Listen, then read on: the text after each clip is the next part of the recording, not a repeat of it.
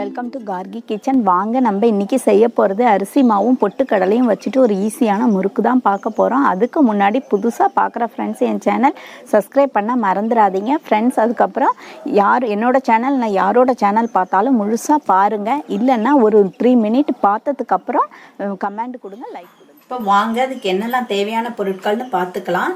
2 cup அரிசி மாவு, 1 cup பொட்டுக்கடலை மாவு, 2க்கு 1.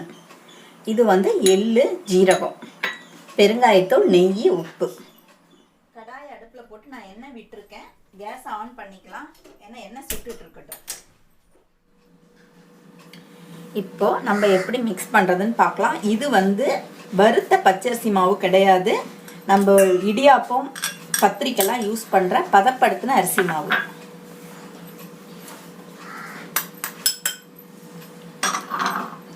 மாவு நல்லா பொட்டுக்கடலை மாவும் அரிசி மாவும் நல்லா சலிச்சிருங்க, இல்லைன்னா முறுக்கு வெடிக்கும்.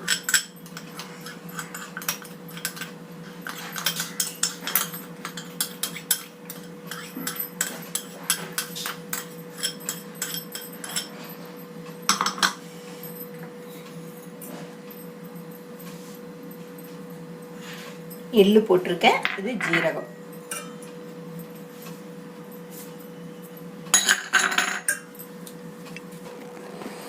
பெருங்காயத்தூள் போட்டுக்கோங்க.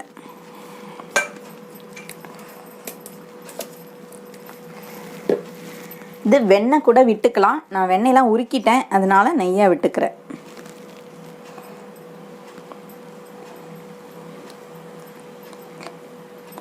இந்த சின்ன ஸ்பூனால் 5 ஸ்பூன் விட்டுருக்கேன். இப்போ இது தேவையான அளவு உப்பு.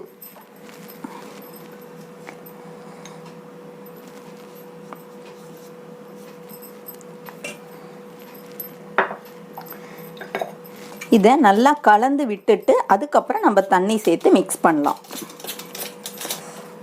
இது இப்போ நல்லா கலந்தாச்சு. இப்போ நம்ம மாவு தண்ணி விட்டு பிசைஞ்சுக்கலாம்.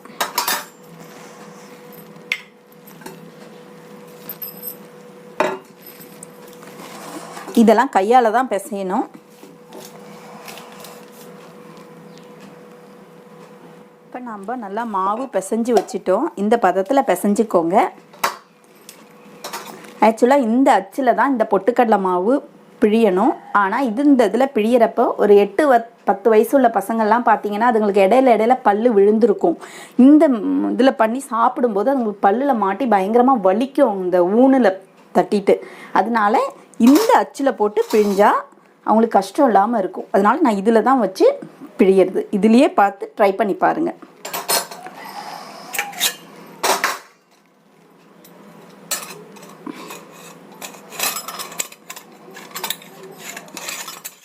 இப்போ நம்ம பிழியிற கரண்டியில் கொஞ்சமாக இதில் இப்படி எண்ணெய் தேய்ச்சி வச்சுக்கோங்க.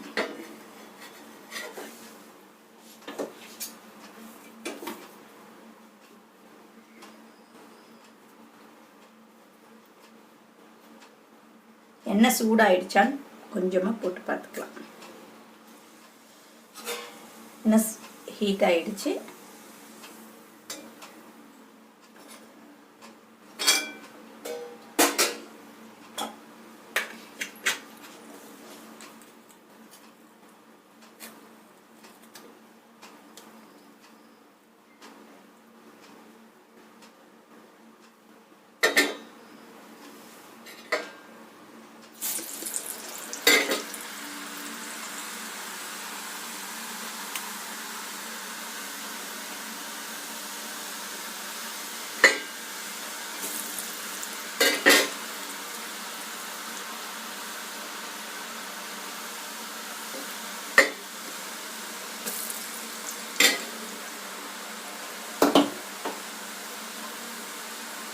இது நல்லா வேகட்டும்.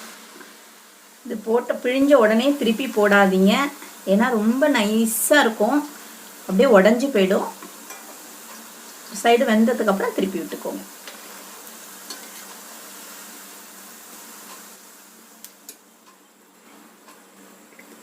இப்போ முறுக்கு நல்லா வெந்துருச்சு, பபிள்ஸ் எல்லாம் அடங்கிருச்சு. இந்த டயத்தில் நம்ம முறுக்கு எடுத்துக்கலாம்.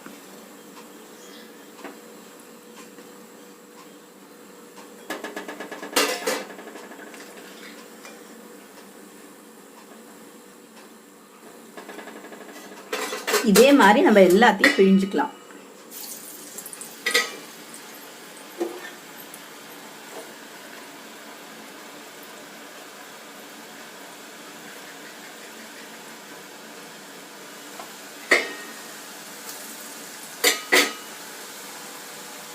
இந்த மாதிரி எல்லாத்தையும் நான் பொரிச்சு எடுத்துட்டேன். இதே மாதிரி இதே அளவோடு செஞ்சு பாருங்கள். பிடிச்சிருந்தா கமெண்ட் பண்ணுங்கள். மறக்காமல் என் சேனல் சப்ஸ்கிரைப் பண்ணுங்கள். அடுத்த வீடியோவில் பார்க்கலாம். பாய்.